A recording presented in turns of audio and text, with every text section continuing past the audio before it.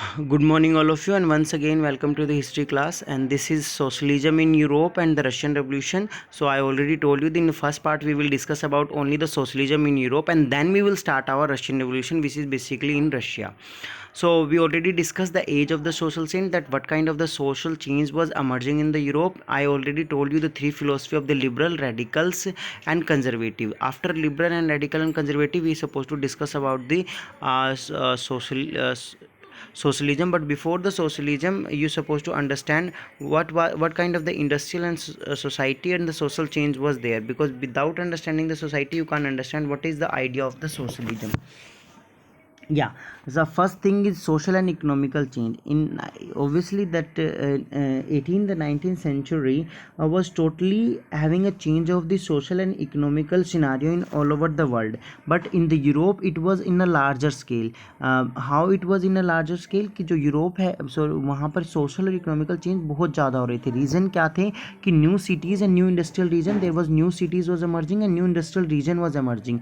Why in the after end of the 18th century you can say industrial revolution started in the Europe, okay, and it was started from the Britain, if you know.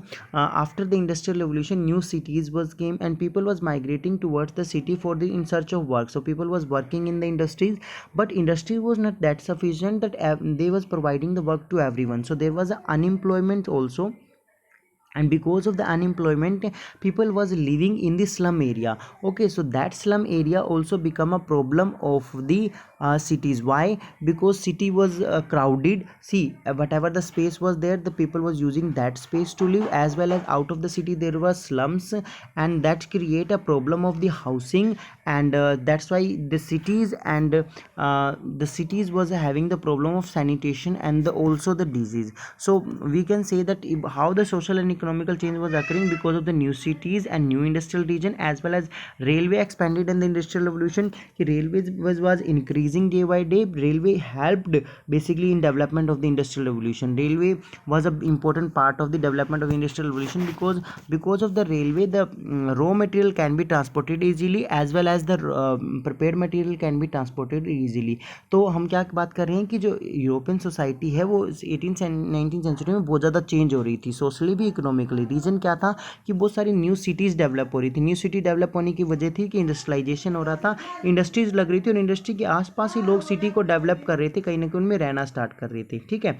और railway के expenditure की वजह से उसमें और ज़्यादा benefit हुआ, क्योंकि रेलवे की वजह से लोग ईजिली मूव भी कर पा रहे थे, रॉ मटेरियल को मूव कर सकते थे, एज वेल एज जो प्रिपेयर मटेरियल था उसको सेल कर सकते थे. तो कहीं ना कहीं जो मैन वुमेन एंड चिल्ड्रन थे उन्होंने फैक्ट्रीज में काम करना स्टार्ट कर दिया.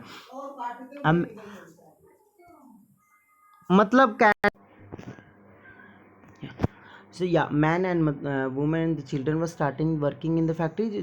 Whatever man, women, children, everyone is working in the factory. What was the problem here? The long hours was there, that they supposed to work for a long hour, and but they was paid very less. So they was working to long hour, but the payment was very less. Second thing, unemployment. I already discussed that when industrialization was started, people start moving towards the cities, but there was not sufficient employment for everyone. Also there was a seasonal labor industry. Some kind of the produce of the industry was only seasonable, that was sale on the season.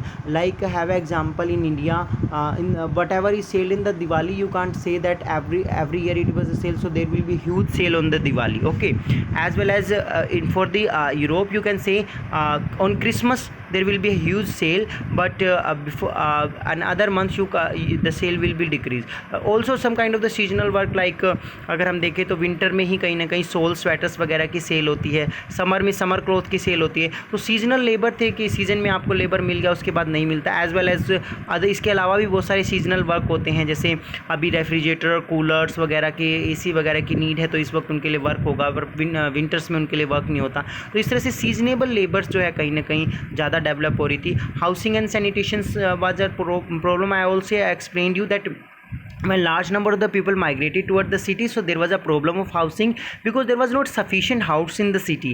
Also the people was not having money to pay the rents, so they start living in this slum area, and on the slum area they was living like a slum area basically आपका झुग्गी झोपड़ी होता है, ये आपने देखा ही होगा। सो जब वो उसमें रहने लगे तो सैनिटेशन की प्रॉब्लम आने लगी, आसपास गंदगी होने लगी, जिसकी वजह से डिजीज़ वगैरह फैलने लगी। ओके, सो कहीं ना कहीं सोशल इकोनॉमिकल चेंज में हम ये पढ़ रहे हैं कि यूरोप में जो है सोशल इकोनॉमिकल चेंज हो रहा था, न्यू सिटीज़ डेवलप हो रहे थे, इंडस्ट्रीज़ वगैरह डेवलप हो रही थी, इसमें रेलवे ने बहुत मदद किया।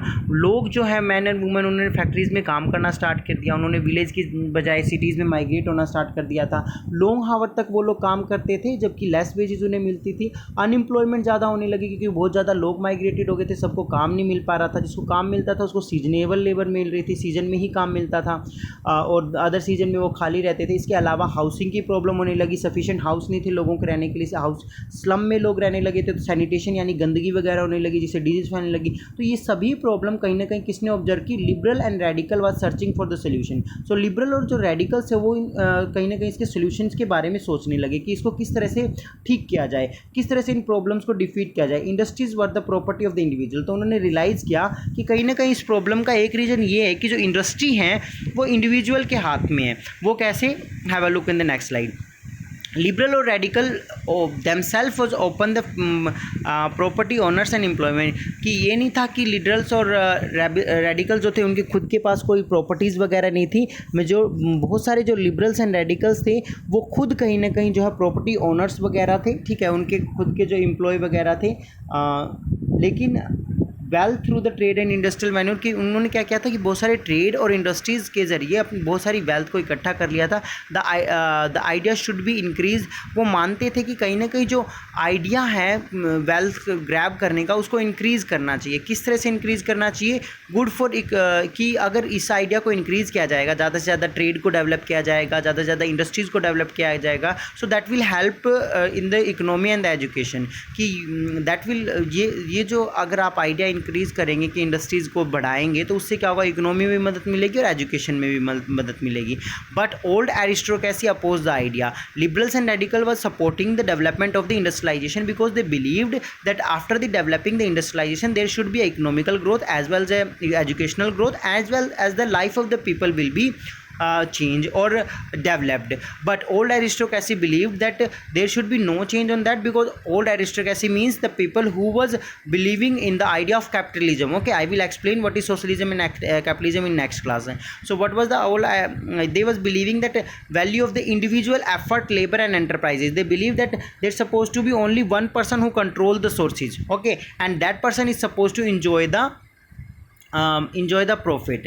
Poor could labor and capitalist could operate without restraint. So what they were thinking that poor could be a labor, जो गरीब है वो लेबर ही, and capitalist जो है जिसके पास मनी है, that's supposed to be operate or that's supposed to lead or that's supposed to be earn the money without any restraint. उसके ऊपर कोई दबाव नहीं होना चाहिए। गरीब है तो हम क्या कर सकते हैं? गरीब को लेबर का काम करना चाहिए, और जो अमीर पर्सन है वो फैक्ट्री का मालिक रहे और उस सारे पैसों को कंट्रोल में करे। तो ये आइडिया कहीं ना कहीं अरिस्टोक्रेसीज का था, और ओल्ड अरिस्टोक्रेसीज का। That will help to develop the society, और इसी तरीके से सोसाइटी डेवलप होगी। Many man and women was joining the rallies around the liberal and radical. But जो लिबरल और रेडिकल्स थे उनके आइडियाज़ को बहुत सारे लोगों ने फॉलो करना स्टार्ट कर दिया, बिकॉज क्योंकि उनका आइडिया जो उनके फेवर में था। और जो नेशनलिस्ट थे, गिप्सी मैजनीज वगैरह, उन्होंने नेशन के आइडिया को डेवलप करना स्टार्ट कर दिया कि एक पर्टिकुलर पर्सन की डेवलपमेंट से कोई फ़ायदा नहीं होगा, कहीं ना कहीं सभी की डेवलपमेंट होनी चाहिए, और इसका रिस्पॉन्सिबिलिटी होती है एक रिस्पॉन्सिबल गवर्नमेंट की। क्योंकि जो रिवोल्यूशनरीज होते थे उनका मानना था कि डेमोक्रेटिकल गवर्नमेंट होनी चाहिए, मोनार्क नहीं होना चाहिए। तो France, Italy, Germany, Russia, every country में जितने भी रिवोल्यूशनरीज थे उन्होंने कहीं ना कहीं मोनार्की सिस्टम को डिमोलिश करने की डिमांड की और एक डेमोक्रेटिकल नेशन को डेवलप करने की स्टार्ट की, जिसमें लोगों के वेलफेयर के लिए ज़्यादा काम किया जा सके। अब आइडिया पहले समझ लीजिए कि कैपिटलिज्म एंड सोशलिज्म क्या होता है। Capitalism is an economical political system which a country, trade, industry are controlled by the private owner. So that is the main important point, the control by the private owner. Wherever is the capitalism, you can say the private owner means a single person will control the authority. Capitalism में क्या होता है कि individual के control में होते हैं सारे के सारे रिसोर्सेज। जैसे कोई फैक्ट्री है तो उस फैक्ट्री का पूरा कंट्रोल क्या होगा, उसके ओनर के हाथ में होगा। जबकि लेबर वर्क कर रहे हैं, लेबर ही जो प्रोड्यूस कर रहे हैं, जो भी प्रोड्यूस है उसके अंदर वो लेबर ही बनाते हैं, लेकिन लेबर को एक सर्टेन वेज दे दी जाएगी, वो भी उनको प्रॉपर वेज नहीं देते थे, ज़्यादा लंबे हावर्स तक काम कराते थे और सारा प्रॉफिट जो है वो कौन ले जाता था, इंडिविजुअल। तो इस तरह की आइडियोलॉजी को हम कैपिटलिज्म बोलते हैं, जब कोई भी जो रिसोर्स है, चाहे वो एग्रीकल्चर रिसोर्स हो चाहे इंडस्ट्रियल रिसोर्स हो, उस पर एक इंडिविजुअल पर्सन का कंट्रोल होता है। सोशलिज्म क्या मानता है? सोशलिज्म मानता है कि political and economical theory of socialism organize which advocate the means of production, distribution and exchange should be owned by regulate by the community, कि कोई भी जो मीन ऑफ प्रोडक्शन है वो क्या है, किसी भी कम्युनिटी के द्वारा क्या करना चाहिए, ओन करना चाहिए। भाई कम्युनिटी का कंट्रोल होना चाहिए उसके ऊपर, किसी एक पर्सन का कंट्रोल नहीं होना चाहिए, क्योंकि एक पर्सन के कंट्रोल से क्या होता है कि वो पर्सन अपने ही बेनिफिट के बारे में ज़्यादा सोचता है और सोसाइटी के बेनिफिट के बारे में नहीं सोचता। एंड व्हेन जब वो पर्सन अपने बेनिफिट के बारे में सोचता है तो जो अदर पर्सन है जो उसको प्रोडक्टिव बना रहे हैं उनका बेनिफिट नहीं होता, बल्कि उनको एक्सप्लॉइट किया जाता है। तो कैपिटलिज्म क्या है? इंडिविजुअल का कंट्रोल होना। सोशलिज्म क्या है? सोसाइटी का कंट्रोल होना। किस चीज़ पे? प्रोडक्शन के सोर्सेज पे, चाहे वो फैक्ट्री हो या एग्रीकल्चर प्रोड्यूस हो। ये माना जाता है कि कैपिटलिज्म के अंदर एक पर्सन का ही कंट्रोल हो, वही अपने बेनिफिट के बारे में सोचेगा, लेकिन सोशलिज्म में यह माना जाता है कि सोसाइटी का मतलब है कि मिल के सारी कम्युनिटी किसी चीज़ को कंट्रोल करे और उसमें जो भी वेलफेयर वगैरह है उनको डिस्ट्रीब्यूट कर ले, जितना भी प्रॉफिट हो उसको बांट दिया जाए लोगों के अंदर। The coming of the socialism in Europe, तो यूरोप में सोशलिज्म कैसे आया? Far reaching version of the socialism. The first is जो सोशलिज्म है बेसिकली वो यूरोप के अंदर फार रीचिंग का मतलब है कि बहुत ज़्यादा फॉलो किया जा रहा था, धीरे धीरे जो है यूरोप के अंदर जो है बहुत ज़्यादा फैलता जा रहा था सोशलिज्म। मिड 19th सेंचुरी के अंदर यूरोप में सोशलिज्म बहुत ज़्यादा इंक्रीज हो रहा था, क्योंकि जितने भी सोशलिस्ट पार्टीज़ वगैरह थी वो लोगों को मोटिवेट कर रही थी इस चीज़ के लिए कि उनको आइडिया ऑफ सोशलिज्म को फॉलो करना चाहिए। तो आइडिया ऑफ सोशलिज्म में वो किस तरह के फैक्टर को ज़्यादा फॉलो करने के लिए बोल रही थी? अगेंस्ट द प्राइवेट प्रॉपर्टी, कि सोशलिज्म मानते थे कि प्राइवेट प्रॉपर्टी नहीं होनी चाहिए, किसी भी इंडिविजुअल का किसी भी एक पर्सन का प्रॉपर्टी पे कंट्रोल नहीं होना चाहिए। Individual on property and idea of the personal profit, कि उनका कहना था कि अगर कोई भी इंडिविजुअल पर्सन प्रॉपर्टी को ओन करेगा तो वो सिर्फ अपने पर्सनल प्रॉफिट के बारे में सोचेगा, वो दूसरे के प्रॉफिट के बारे में नहीं सोचेगा। बट मेन फीचर क्या होना चाहिए? वेलफेयर ऑफ दोज जो मेड द प्रॉपर्टी प्रोडक्टिव, बल्कि हमें सोचना किसके बारे में चाहिए कि उनके वेलफेयर के बारे में सोचना चाहिए जो प्रॉपर्टी को प्रोडक्टिव बनाते हैं। तो ऐसा कभी भी नहीं होना चाहिए कि इंडिविजुअल ओनरशिप हो, एक पर्सन जो ओनर है क्योंकि उसने पैसे लगा रखे हैं, बट काम लोग अलग से कर रहे हैं लेकिन प्रॉफिट सिर्फ उसे एक पर्सन का हो, बल्कि सभी का होना चाहिए। कंट्रोल ऑफ द सोसाइटी, तो बिलीव करते थे कि इस तरह का अगर कोई भी प्रोडक्शन का सोर्स है तो उस पर जिसका कंट्रोल होना चाहिए सोसाइटी का। And idea of the collective social interest, और उससे क्या हो कि कलेक्टिव सोशल इंटरेस्ट होना चाहिए कि सभी लोग मिलकर जो है उसको मतलब जितना भी प्रॉफिट हो उसको सबको यूटिलाइज कर सके या उनको ये चीज़ को डिस्ट्रीब्यूट किया जा सके।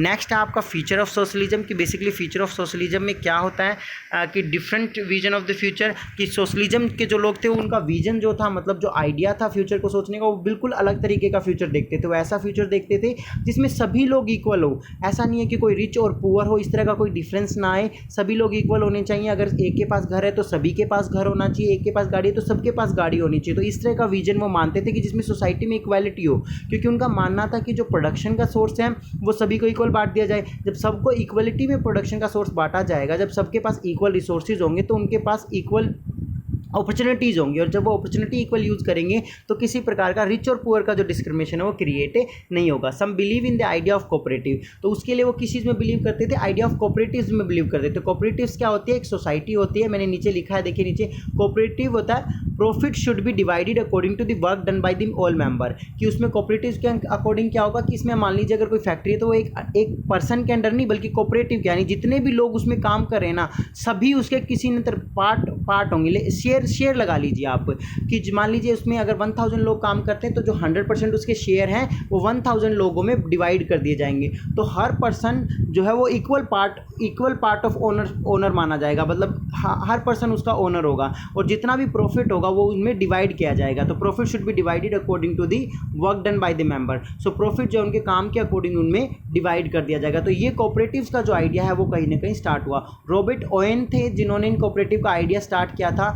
यूएस में सबसे पहले इन्होंने ये आइडिया लगाया था। न्यू हार्मोनी इन इंडियाना के नाम से इन्होंने कोऑपरेटिव कम्युनिटी को स्टार्ट किया था यूएस के अंदर। सो ये कहीं ना कहीं यूएस में स्टार्ट हुआ। उसके बाद other were demanding the government encourage the cooperative, उसके बाद अदर जो लोग थे उन्होंने भी डिमांड करना स्टार्ट कर दिया कोऑपरेटिव्स को एनकरेज करने के लिए। और उनका मानना था कि गवर्नमेंट को कहीं ना कहीं इंकरेज करना चाहिए कोऑपरेटिव को, क्योंकि जब तक गवर्नमेंट पार्टिसिपेट नहीं करेगी तो इस चीज़ का बेनिफिट नहीं होगा।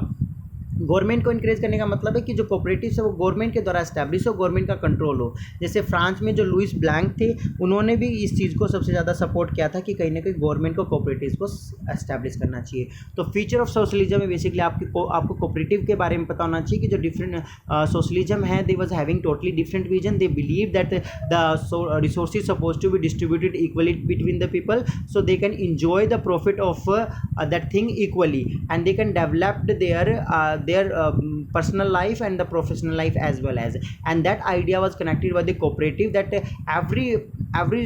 source of the production supposed to be controlled by the society, not by the individual person. And after that, when the people are controlling, the profit supposed to be divided according to their work, and that was the idea of socialism. So read till there. If you have any problem, feel free to call. Have a nice day.